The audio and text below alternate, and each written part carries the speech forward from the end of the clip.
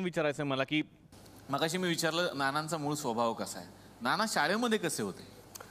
नाही, मी 1ली ते 6वी मुरुडला होतो.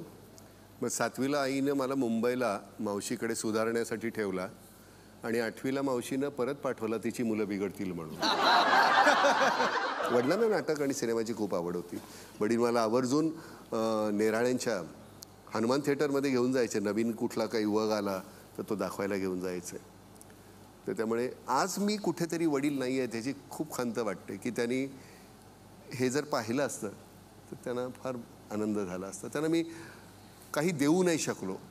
त्यांना तीच खंत होती कारण आमच्या शाळेतल्या वयामध्ये पटकन त्यांचा सगळा धंदा गेला. त्यामुळे मला नोकरी लवकर करावी लागली. त्यामुळे त्यांना ते दुःख होतं की मुलांना काही देऊ शकलो नाही. आणि माझ्याकडे काही आल्यानंतर मला माझे वडीलच नाही आहेत त्यामुळे मी त्यांना काही देऊ शकलो नाही. आणि वडील गेल्यानंतर आईला कशामध्येच काही स्वारस्य नव्हतं. त्यामुळे ती मला काही नाव मिळालं. परिंदाला ज्यावेळी मला राष्ट्रीय पारितोषिक मिळालं त्यावेळी आई म्हणली त्यांना कळत नाही का कोणाला पारितोषिक द्यायचं, कारण तिला तो रोल आवडला नव्हता. बरं. आणि त्यांना अक्कल नाही का, काय काम केलेस का. ती साधी आपली एक माळकऱ्याची बायको. लहानपणामध्ये जे वाट्याला अवहेलना आणि अपमान आले त्यामुळे पुढचं आयुष्य फार छान सुकर गेलं. मी असं ऐकलं नाना सर की तुम्ही सुद्धा सिनेमाची पोस्टर वगैरे त्या काळात रंगवायचात. त्यावेळी आम्ही झेब्रा क्रॉसिंग रंगवायचो. त्याचे मला 15 रुपये मिळायचे. हे शाळेमध्ये असताना बरं का. पण ते कसं असतं की ते स्टेप म्हणून तुम्ही वापरायचं असतं की मला हे करायचं, कोणासमोर भीक मागायची मला द्या, त्याच्यापेक्षा हे जास्त चांगलं. आणि ते झेब्रा क्रॉसिंग रंगवत असताना ते पट्टे नुसते त्याच्यावरनं कोणी चालत गेल्यानंतर वाटायचं अरे आता मी रंगवतोय, नको देऊ ना पाय, असं वाटायचं. पण ते करायचं. ते 15 रुपये मिळायचे. त्या 15 रुपयामध्ये मला नव्हतं माहिती. रस्त्यावर झोपलो.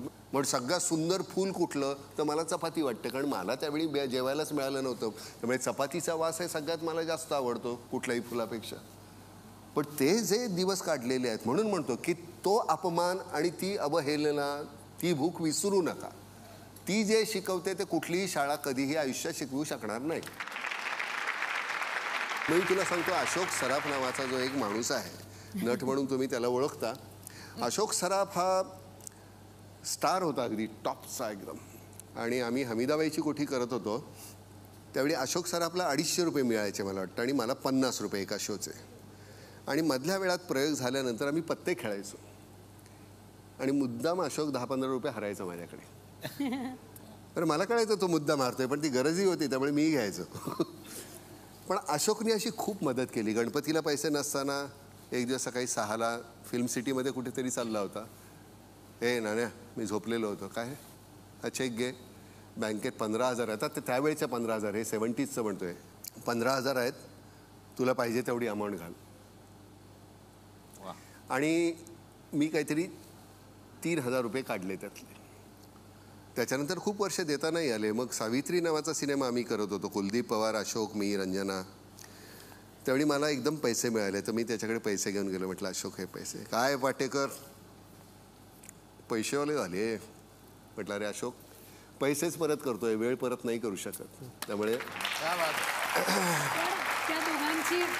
त्या दोघांची एक फार स्पेशल गोष्ट आहे अशोकजींची आणि नाना सरांची. ते दोघंही कुठेही शूटिंग करू देत, एकमेकांच्या प्रयोगाला चुकून भेटले तर नाना सर न बोलता जाऊन अशोकजींना मालिश करतात. बर.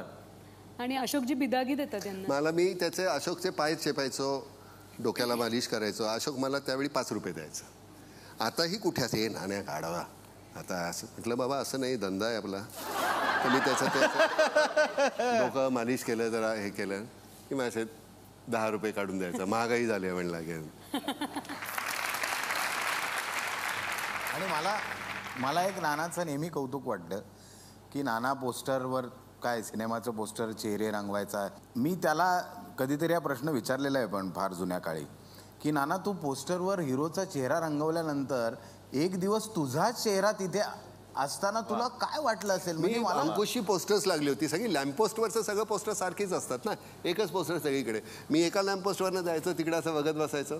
पुन्हा तिथून पुढच्या लॅम्पपोस्ट तर पुन्हा तिकडे वळत होतं. एका कुठलं तरी पोस्टर फाडलं होतं कोणीतरी, तर मी ती मनामध्ये इतकी घाणशिवी दिली होती, यायला फाडलं तेच असं. तेच ते फाडणं किती अप्रूप होतं त्यावेळी. पण नाना सर, हिंदीतही तुम्ही काम करताय, मराठीतही काम करताय, जास्त मन कुठे रमतं?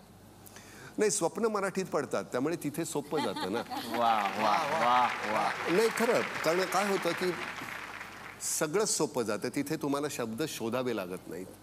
शब्दांची अशी हे नाही की हा कुठला का कुठला, तसं नाही. आता बोलत असताना कदाचित एखादा अडखळतो आपण, पण शब्द मिळत नाही अशातला भाग नाही आहे. आणि गंमत कशी आहे की शब्द हे तुमचे असे आतून खटकन आले पाहिजेत.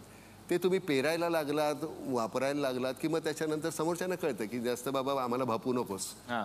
तर मग ते, कारण मग ते गोंजारलेलं आणि तिथून त्या वेळूतून आलेल्या त्या वाऱ्यानं आणि मग नंतर ती फुंकर येते. तर छान ते असे तुमचे वाटले पाहिजेत तशा पद्धतीनं. त्यामुळे हिंदीपेक्षा मराठी हे जास्त, पण हिंदीमध्ये अर्थातच पैसे जास्त मिळतात, नाव मिळतं. आणि मग ते मिळाले की मराठीमध्ये म्हणजे मग देऊळ करताना असेल, पकपक पकाक करताना असेल, आता हा चित्रपट करताना असेल, की तिथे त्याच पद्धतीचे चित्रपट करावे. सोनाली मॅम, मला परत एकदा तुमच्याकडे यायचं आहे. अनेक दिग्दर्शकांसोबत तुम्ही काम केलेलं आहे, मग आवडते दिग्दर्शक कोण? खूप छान दिग्दर्शकांबरोबर काम करायला मिळालं. माझा सगळ्यात लाडका दिग्दर्शक आहे डॉक्टर जब्बार पटेल. वा वा. कारण मराठीतच नाही, भारतात आणि भारताला इंटरनॅशनल लेवलवरती लँडमार्क चित्रपट देऊ शकणारा हा दिग्दर्शक आहे. त्यामुळे जब्बार पटेल माझे फार फार आवडते. जब्बार ऐकतोस ना रे बाबा. अनेक नाटकांमध्ये तुम्ही काम केलेलं आहे, तर नाटकाविषयीचा आपला अनुभव आम्हाला सांगा. यंदा माझं व्हाईट लिली आणि नाईट रायडर हे जे नाटक आहे ते माझ्याकडे योगायोगानं आलं खरं म्हणजे. कारण रसिका माझी खूप आवडती अभिनेत्री आणि तिने हे नाटक जेव्हा केलं होतं ना, तेव्हा तिच्या 100व्या प्रयोगाला मी माझ्या होणाऱ्या नवऱ्याला घेऊन गेले होते. आणि त्याला मी सांगितलं होतं की तुला हे जर नाटक जर आवडलं तर मग मी तुला हो म्हणेन. अच्छा. आमचा प्रयोग होता एकदा मागच्या वर्षी 21 ऑगस्टला, माझं जर चुकत नसेल तर. आणि आयुष्यात पहिल्यांदा मला असं झालं की मला काही आठवेच ना. कारण 20 ऑगस्टला आदल्या दिवशी नरेंद्र दाभोळकरांचा खून झाला होता पुण्यात.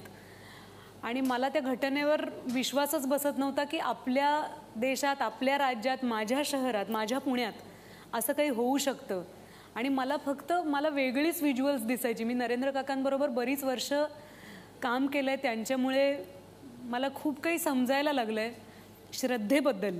अंधश्रद्धा तर आपल्या सगळ्यांनाच अमान्य असतात, पण श्रद्धेबद्दल माझ्या व्याख्या स्वच्छ झाल्या होत्या नरेंद्र काकांच्यामुळे. आणि मी त्यांच्याबरोबर प्रचंड प्रवास केला होता. पण तो प्रयोग मी नाही विसरू शकत. कारण तेव्हा कसा बसा, म्हणजे माझ्या अख्ख्या टीमनी मला खरंच सांभाळून घेतलं. मला फार वेगवेगळी व्हिज्युअल्स दिसत होती की सकाळ झाली आहे, नरेंद्र काका चालायला गेलेत, मला असा गोळीचा आवाज यायचा आणि माझ्या डोळ्यासमोर असं काळोखच व्हायचा अख्खा. आणि मला आजपर्यंत ते कोडं समजलेलं नाही आहे की हे काय घडलं आपल्या सगळ्यांच्या आसपास, आपल्या सगळ्यांच्या मध्ये. इतकं चांगलं काम करणारा एक साधा माणूस होता, त्याची कोणाला भीती वाटली असेल आणि तो आज आपल्यात का नाही आहे. त्यांचं निधन नाही झालं, त्यांचा नैसर्गिक मृत्यू नाही झाला, त्यांना आपल्यातल्या कुणीतरी मारलंय. फार हा न सुटणारा संभ्रम निर्माण झालेला आहे. तो असं माझं कधी झालं नव्हतं. कुठलाच प्रयोग करताना, कुठल्या नाटक सिनेमामध्ये मी संवाद विसरली आणि समोरच्याला मला सांभाळून घ्यावं लागतंय असं कधी झालं नव्हतं. ते या हत्येमुळे झालं.